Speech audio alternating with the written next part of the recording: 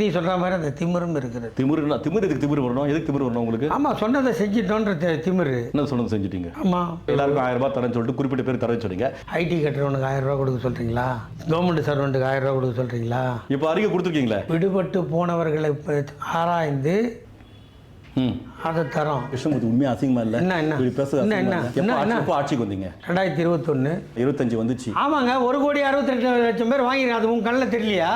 விடுபட்டவங்க சொல்றீங்க, நான் 4 வருஷம் ஆட்சி முடிய போதுங்க. ஆமாங்க, விடுபட்டவங்களை இப்போ இருக்க போறீங்களா? விடுபட்டது கணக்கெடுக்க வேணாவா? 4 வருஷங்க, 2 வருஷம் பாருங்க. ஒரு திட்டத்தை சொன்னா 5 வருஷத்துக்குள்ள நிறைவேற்றணும், அதான் அஜெண்டா. அன்னைக்கு கல்யாணம். எடப்பாடி சொன்ன மாதிரியே சொல்றீங்க. அந்த கதெல்லாம் கிடையாது. சரி, ஓகே, விடுபட்டவங்கள சேர்த்துருங்க. இந்த 4 வருஷம் 1000 ரூபாய் தரல, அதை அப்படியே ரீஃபண்ட் கொடுத்துருங்க. கட்சியோட பேசுகிறேன், அதுக்கு வாய்ப்பு இருந்தால் செய்து தருவேன். கண்டிப்பாக நான் செய்வேன். இதை கண்டிப்பாக கட்சியோட பேசி. ஆமாம், நானும் ஒத்துக்கிறேன். ஓகேங்களா? இப்போ என்ன பண்ணுங்கள், விடுபட்டவங்கள சேர்த்துட்டு 1000 ரூபாய் தர போகிறீங்களே, இந்த 4 வருஷமாக எவ்வளோ ஆயிடுச்சு அது கணக்கு போட்டு அந்த பணத்தை வந்து மக்களுக்கு திருப்பி கொடுத்துருங்க.